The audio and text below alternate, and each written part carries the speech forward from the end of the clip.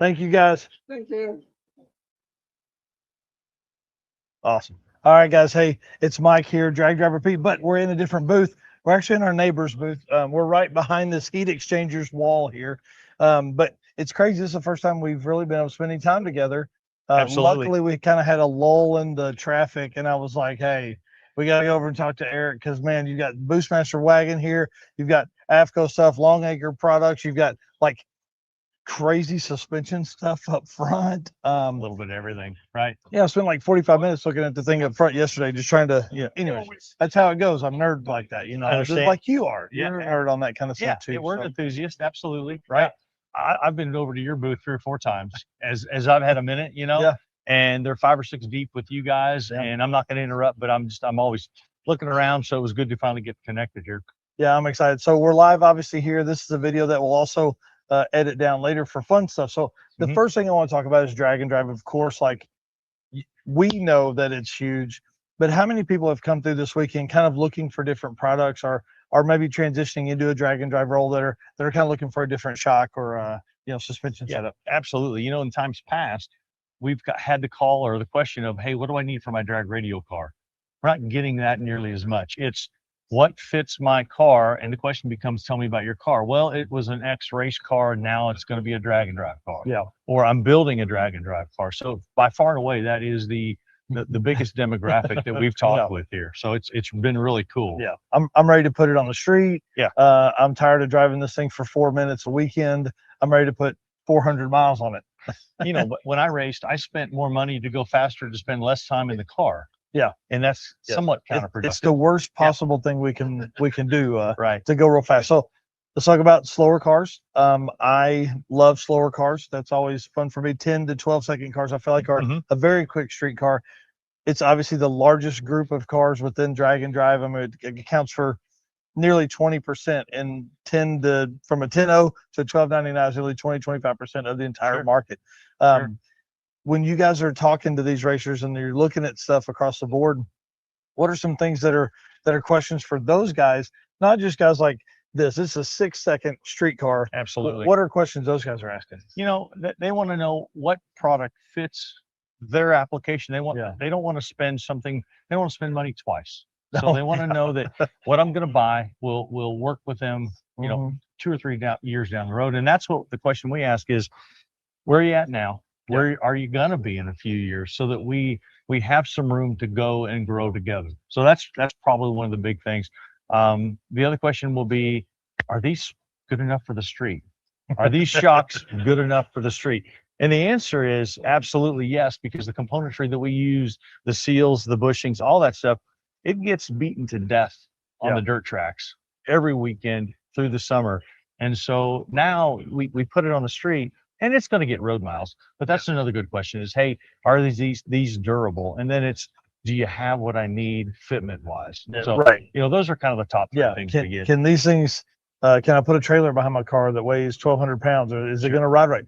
And I think that is what's great about drag and drive, is because it's really making manufacturers like you guys and the brains behind a lot of this stuff to make work. You're really having to think about all of this, like, because your valving would be different. The way you do your spring would be different. And all that. And used to, those guys would have 2 sets of them in the car, and they would change it. Well, now we're getting to a point you don't have to do that. Exactly. Sometimes there's a little bit of a compromise, maybe, but a lot of times it's just spending a little more time. Yeah. Measure twice, cut once, weigh the car. Let's double check it with the trailer on, the trailer off. Yeah. And then we make a good decision to move forward. So it's been a really cool adaptation into this segment of the motorsports aftermarket. That's awesome. All right, so enough of nerdy stuff there. Okay. Let's talk about this monstrosity right here. What's it like having a car, 1, this big in the booth, but then 2, this popular in the booth? Well, it's interesting because we were working. I'd met Nick Deal through the summer. Okay. And I guess he'd been talking to Steve about switching off to the littles. Okay. And finally, when it came time, Steve said, okay, I want to do the littles. What do I need? Well, he got the checklist. I've known Steve a long time. So we start put this deal together. Yeah. And then it comes down to, we need a car for the booth. So I got a hold of Steve. I said, Steve, measure the car. He measured it.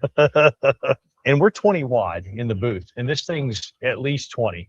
Oh, no. But he measured it without the front end on, without the doghouse on. So I told our graphics people, hey, we've got room. It'll fit. Plenty, yeah. But now the car's got the doghouse on it. Okay. So we had to cheat this thing a little bit in the corner. So it's been phenomenal there. But Steve's been so gracious. He's given us time. That's awesome. And he's talked with a lot of people, and I just watch him interact with folks. Yeah. Patience, grace. How many times have you heard my mom or my dad had one just like that this weekend? Our executive vice president of sales has told me that. My wife's parents had one of these things. But yeah, we've heard that before. That's you awesome. hear that, and then somebody goes, oh my gosh, he sits in the back seat. Yeah. And he does. Steve sits in the back seat. So we've heard that, just all the little things. We had a guy just a little while ago go down through here feeling for fiberglass. Oh my God. He looked at me and he said, steel? I said, absolutely steel. Wow, man. So what a cool car to be here. What a cool story about it going to radials. I don't know if the folks can see it on the screen, but they're right here. Mickey Thompson just rolled out a new 34.5-inch radial tire. That's exciting. Like, it would be interesting to talk with Steve and see if he's like, oh man, maybe I shouldn't have changed all that and kept the big radial. That's going to be a tire that's going to be kind of wild. That's going to be something that a lot of your racers, I'm sure, will be calling about. They're talking about it going faster. That will change up shock settings and all that kind of stuff. So absolutely, it's never ending. That's we never end building a car, right? So we're always changing things and all of that. And guys, listen, Eric Saffell is one of our favorite folks in all of Drag and Drive. You're probably one of the smartest people that we know. When we come to ask questions, you always have at least a good answer. Like I'm dumb enough to not know if it's right, but I love the way it's presented. It's probably always right, though. I'll tell you that. I try to make it make sense and be accurate. So absolutely. It's really been fun. It's been awesome. We've spent some time in the hallway or walkway between them. You guys have been packed this whole weekend, like absolutely jam packed.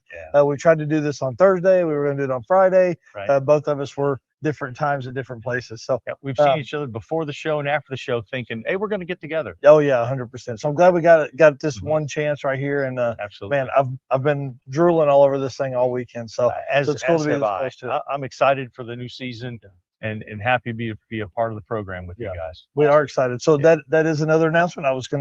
I needed to say that. Thank you for reminding me. AFCO is back for 2026. We're so excited to have you guys back, and that just allows us to learn more. We're going to learn more. We're going to teach more. We're going to find out more and all that kind of stuff. And we're going to have more fun.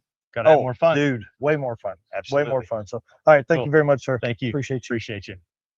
Awesome. Thanks, man. All right, that's pretty absolutely cool. Good. You get that down.